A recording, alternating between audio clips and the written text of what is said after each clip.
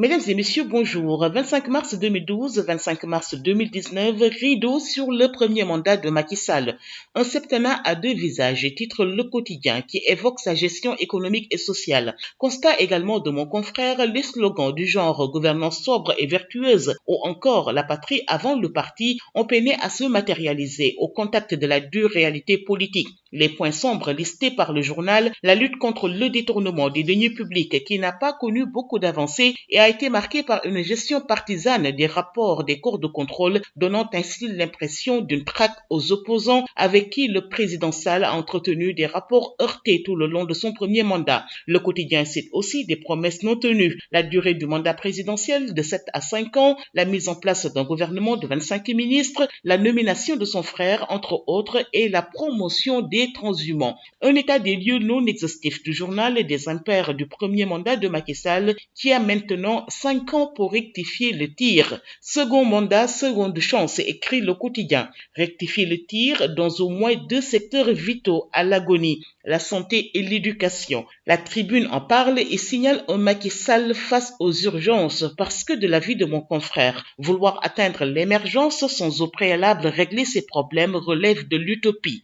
Le chroniqueur de la Tribune prédit un second mandat qui ne sera pas de tout repos pour le président, tant l'impression que suscite l'irruption brusque des questions politiques et sociales est forte et pressante. Le regain d'intérêt accordé aux questions de la gouvernance politique avant même l'investiture par le Conseil constitutionnel témoigne aux yeux de Mamadou Sy Albert de l'ampleur et de la complexité de la pression morale et politique sur le président réélu. Les pièges sont nombreux, le premier est probablement politique. L'unité de pensée et d'action de sa coalition devrait céder face aux pressions multiformes des acteurs politiques plus exigeants et qui n'ont plus rien à perdre. Parmi ces acteurs, le Parti socialiste. Son secrétaire général fait la une du Soleil. Ousmane Tanor Dieng dit ses vérités sur la réélection de Macky Sall, les retrouvailles socialistes, le dialogue politique. Sur ce point, Ousmane Tanor Dieng estime que les anciens présidents Abdou Diouf et Abdoulaye Wade ont un grand rôle de légitimation et de garant du dialogue. Un autre point abordé dans l'interview qu'il a accordée au Soleil, la différence d'appréciation de son appel à des retrouvailles socialistes. Il n'a jamais été question de retrouvailles, déclare Ousmane Tanor Dieng. Sur la suite du compagnonnage avec l'APR et les demandes de plus en plus émises par des socialistes portant sur l'augmentation du quota de ministres dans le gouvernement, Ousmane Tanor Dieng répond que le PS est toujours mu par un idéal républicain. Il est dès lors malvenu dans un partenariat au service du pays d'avoir des exigences.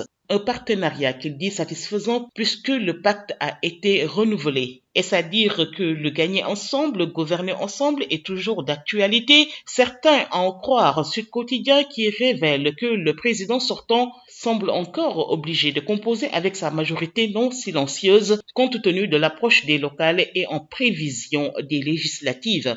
En définitive, même si pas mal de Sénégalais souhaitent avoir un gouvernement technocrate pour impulser les grandes ruptures, la composition de la prochaine équipe est appelée à être profondément politique. Macky Sall rentre à Dakar. Aujourd'hui, nous apprend le journal de l'avenue Bourguiba, avec certainement dans ses valises la conscience aiguë que sa réélection au premier tour de la présidentielle avec une majorité confortable de 58,26% lui offre l'opportunité politique d'installer enfin le pays sur les rails de la modernité démocratique et de la bonne gouvernance, comme le relève Vieux Savané dans son éditorial. Ce qui est donc attendu du président de la République à l'entame de son deuxième et dernier mandat, selon mon confrère, ce sont des mesures fortes et audacieuses, capables d'endiguer l'indiscipline et de dessiner de nouvelles trajectoires susceptibles de restaurer l'espoir. Et pour ce faire, notre vieux Savané, un changement de paradigme s'impose, en l'occurrence l'instauration d'un autre rapport au pouvoir désormais perçu comme un sacerdoce, un moyen pour transformer les conditions de vie des populations, particulièrement les plus démunies.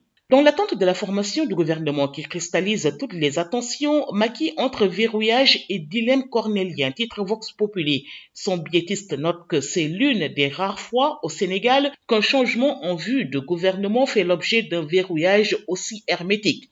Aucune information, et c'est tant mieux pour Alkham, parce qu'il nous épargne l'actualité météo de ceux qui ont la prétention d'être dans la tête du président et nous dire ce qu'il va faire. Devant tant d'incertitudes, certains mettent la pression par presse interposée, d'autres passent par les chefs religieux et à ce jeu où chacun veut être servi, c'est le cuistot qui a un sacré problème. Mais la faute à qui, s'interroge Al-Kham? À Macky bien sûr, qui les avait tous invités au festin de la présidentielle, donc à lui de partager couscous, gâteaux et sucettes en espérant qu'il y en ait assez pour ceux qui salivent pour des postes.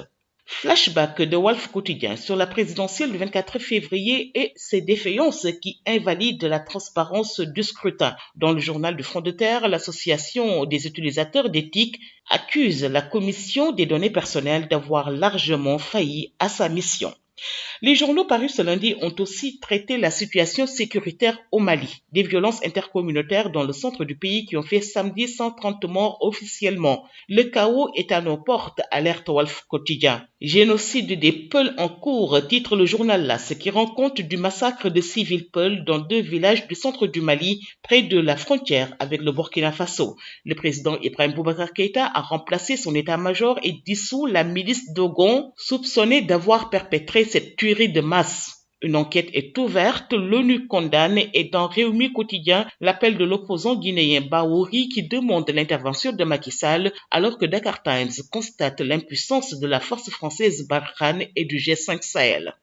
Les sports pour terminer, éliminatoire CAN 2019 et la brillante victoire du Sénégal devant Madagascar samedi à Thiès. Les journaux chantent les lions, l'apothéose titre l'Observateur qui note que Crépin crépite, Mbaye, auteur du doublé scintille.